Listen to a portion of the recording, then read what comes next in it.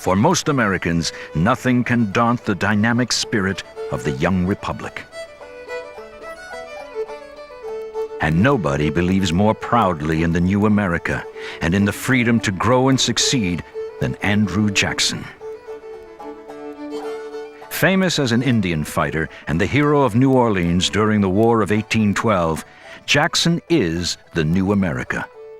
A backwoods boy from a poor family who has made good through marriage, slaveholding, and land speculation. Jackson hates the old money that controls the government. In a democracy, he believes, the common man, farmers, and workers should have a voice and a vote, and a piece of the pie. It is a powerful vision, and it carries him into the White House. But there is one huge human obstacle to Jackson's vision. The Creeks, the Cherokees, and the Seminole, and other Indians known as the 5 civilized tribes. They occupy the new land Jackson wants to open up for his friends and supporters. Some, like the Cherokee, have worked hard to become good Americans. The Cherokee Republic especially was a really creative imitation of what the United States had made of itself. Cherokees had a constitution, they had literacy in their own language, they had towns, they had plantations, and they had slaves. They were on land that bore gold, on land that could be made to grow cotton. And to Andrew Jackson's era, that was the problem. Had the Cherokees just been huddling in poverty-stricken villages in the shadow of some mountain, no difficulty at all. But successful Cherokees, running their lives on their own terms, being American on their own terms, that was not to be borne.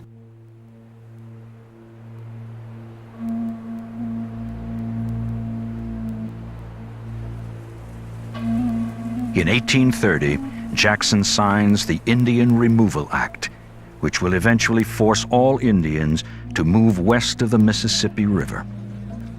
Cherokee Rebecca Nugent is just a child when U.S. troops push her and her family out of their home at gunpoint.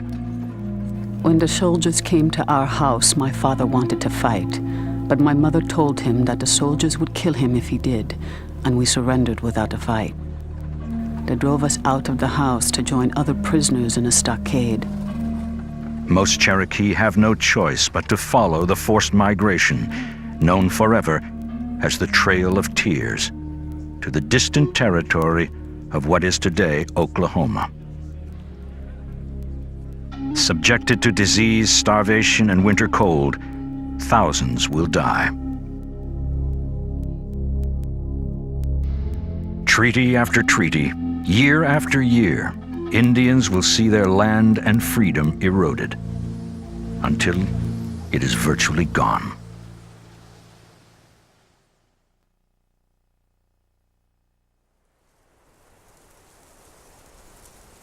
As Americans continue to stream west, their notions of freedom sometimes lead to fierce conflict. Sam Houston and the 20,000 other Anglo settlers living in the Mexican territory known as Texas feel their land and liberty are threatened by the Mexican government. They also want the freedom to own slaves, even though it is forbidden under Mexican law. Refusing to relinquish their way of life or their wealth, the Texans declare their own republic. To reclaim the land seized by the revolutionaries, the Mexican army, led by President Santa Anna, marches north. All that opposes them are some scattered forces under the command of Sam Houston, former congressman and governor of Tennessee, a hard-drinking leader of men and master soldier. On February 23, 1836, Santa Anna attacks the town of San Antonio. At an old mission called the Alamo, 187 men, including Davy Crockett and Jim Bowie, make an heroic stand. Day after day, in a legendary display of defiance, the Texans inflict terrible casualties on the enemy. On the 13th day, the Alamo is overrun by the Mexicans. The survivors of the battle, including the wounded, are all executed, and their bodies set afire. 2 months later, Sam Houston and his Texans will have their revenge. His men go into battle shouting, "Remember the Alamo!" They crush the Mexican army, capturing Santa Ana and winning Texan independence.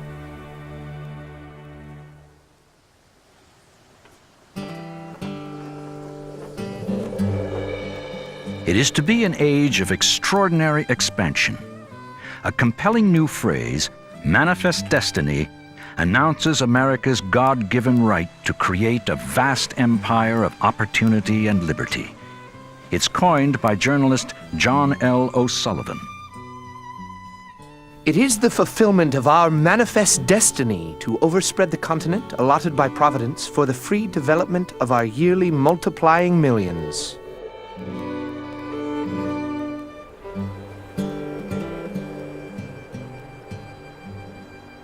Americans next turn their eyes to the remaining Mexican lands that stretch to the Pacific. By 1848, the U.S. has taken, from the Spanish, all of the Southwest and the wealth of California.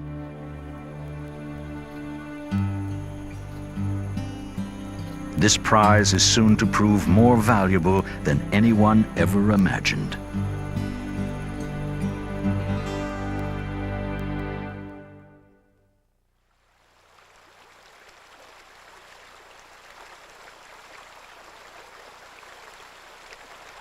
January 24th, 1848, has all the appearances of an ordinary Monday. Then, tiny chunks of glittering rock are found at Sutter's Mill in California.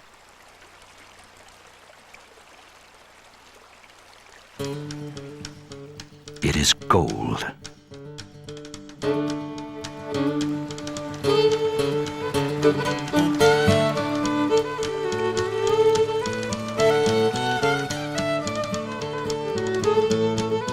The next year, gold-mad dreamers stream west, hoping to strike it rich. These are the 49ers. Among the tens of thousands of hopeful souls are an intrepid Iowa bride, Caroline Hahn, and her lawyer husband. At that time, the gold fever was contagious, and few, old or young, escaped the malady. Who was going? How was best to fix up the outfit? What to take as food and clothing? Advice was handed out quite free of charge and often quite free of common sense.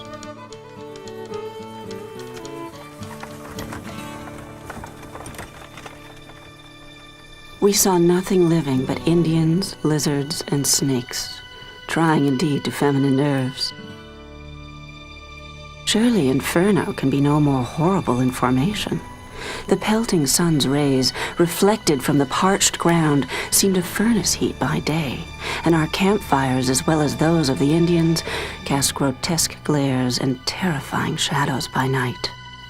The demon needed only horns and cloven feet to complete the soul-stirring picture.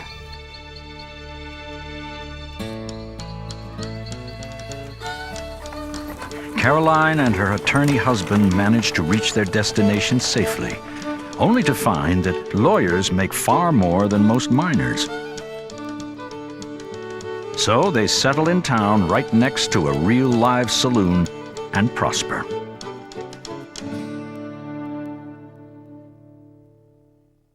By the peak year of 1852, 100,000 miners take out $81 million in gold from the California earth, the equivalent of $300 million today.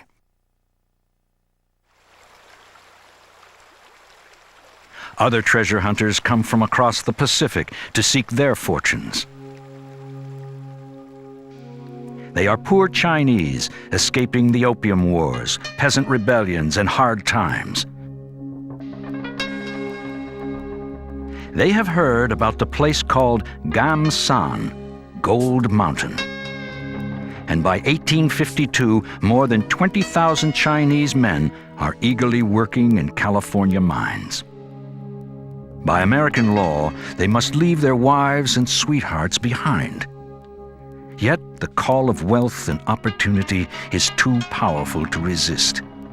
In the words of a Chinese folk song, I made a trip to Gold Mountain.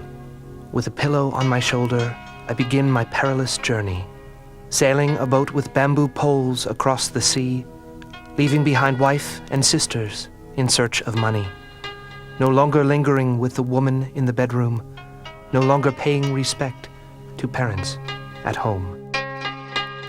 the Chinese are part of a huge new wave of immigrants flooding into the United States, anxious to make a better life. The Germans and Swedes farm the fertile land. The Irish hack out the roads and canals for the new nation as it sweeps across the continent. Building a whole country isn't easy, but it is a welcome chance to be free of poverty and despair.